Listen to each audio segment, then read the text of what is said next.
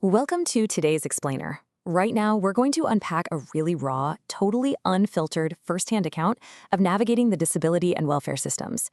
The material we're diving into today is a deeply personal story from someone who made the incredibly tough call to fully accept their disability and try to actually live and work within that framework in Japan. It's fascinating, it's honestly a bit frustrating at times, but it is an incredibly revealing look at what happens when the whole machinery of government services collides with the actual lived experience of a neurodivergent person. Right out of the gate, the author hits us with a quote that completely sets the tone for everything we're about to talk about. They write, "The difficulty of living as someone with a developmental disability, which took me a long time to admit, was the catalyst for deciding to live as a disabled person." We're dealing with the massive emotional weight of accepting a diagnosis here. For this author, taking on the label of disabled absolutely wasn't giving up. It was born out of pure necessity when basically just surviving in a neurotypical world became completely impossible. All right, let's look at Section 1, Disability Acceptance and the Certificate. Okay, let's jump right in. Getting this mental disability certificate? Yeah, it definitely wasn't a straight line. It was more like a cascading domino effect. The author was originally diagnosed with autism spectrum disorder 8 years prior, but really fought against accepting it. Over time, the absolute stress of trying to squeeze into the mold of standard society led to over a decade of struggling with alcoholism. And that intense struggle eventually triggered a secondary diagnosis of bipolar disorder. It was actually this overlapping reality, what the author calls a tertiary complication, that finally pushed them over the threshold to qualify for the certificate. Now, having the certificate actually unlocks some very real, tangible perks. The author mentions getting exemptions from NHK broadcasting fees, which is great, and having funds directly loaded onto their public transportation card. But here's a really empowering point they make, specifically about disabled parking spaces. Because these spaces are also designated for people with mental disabilities, the author gives some strong advice. Do not punish yourself just because you quote-unquote look able-bodied. If you have the certification, you have every right to confidently use those spaces, and you've got the documentation in your pocket to prove it if anyone tries to challenge you. Moving right along to Section 2, the harsh reality of employment support. So picture this. Armed with their new certificate, the author tries to step back into the workforce using employment support services.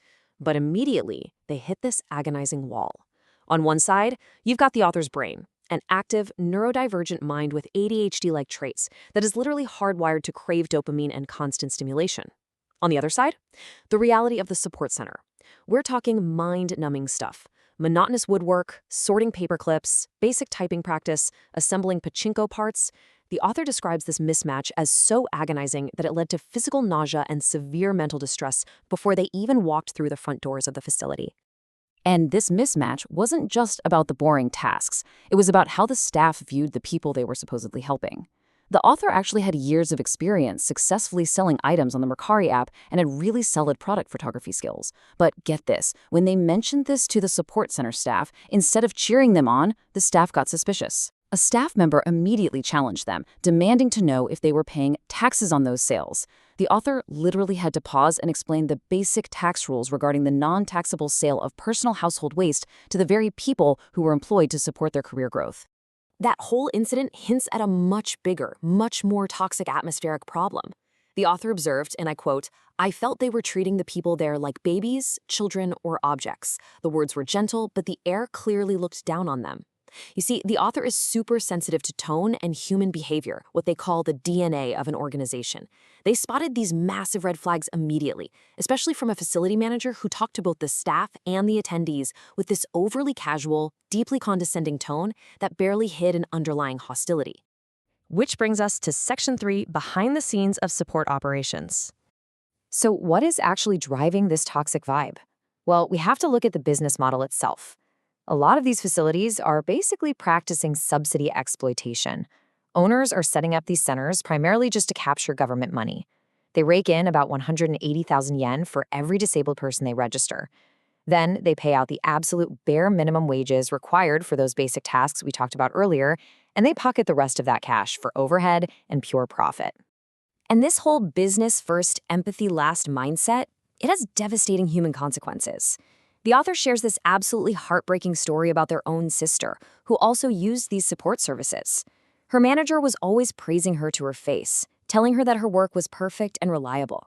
But later, after she moved into a group home, her sister accidentally overheard that exact same manager on a phone call, looking at her work and saying, "Is that all they can do? They're really useless." Hearing that two-faced betrayal caused her such severe mental distress that she completely retreated and now has to work entirely from home. Let's turn to Section 4, Conflict of Welfare and Pride. The total failure of that employment system brings the author to a major crossroads and a really stark contrast. They look at their sister's life. She's on public welfare, she lives in a supported group home, and she occasionally pops by for a visit holding a Starbucks bag. Now contrast that with the author's everyday reality, grinding out 16-hour workdays, struggling physically and mentally, yet desperately, stubbornly clinging to their pride. The author completely admits to feeling this incredibly complicated, overwhelming mix of envy, sadness, despair, but at the same time relief that their sister is at least stable. Almost everyone on the outside, online peer groups, professional counselors, they've all looked at the author's grueling situation and basically said, look, just take public welfare, establish a baseline of financial and mental stability. From the outside looking in, it's the totally logical, objective answer, and yet the author refuses, at least for now. There is this deep, agonizing tug of war between the perfectly logical advice of everyone around them and their own burning internal need to just hold on to their pride, maintain their human dignity, and keep fighting just a little bit longer.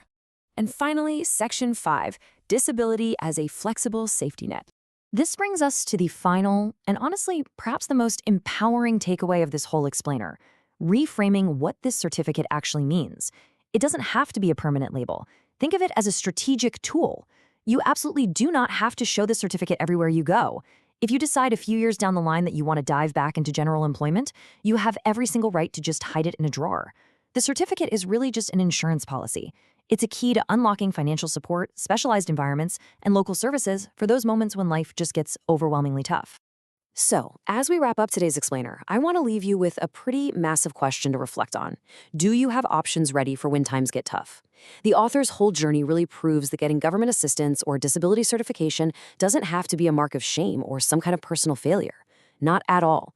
Instead, if you're carrying a heavy medical or psychological burden, checking out these certifications might just give you the exact options and the breathing room you need to not just survive, but eventually thrive. Thank you so much for joining me as we explored this really profound personal account. I really hope it gave you a fresh perspective on how to navigate these incredibly complex systems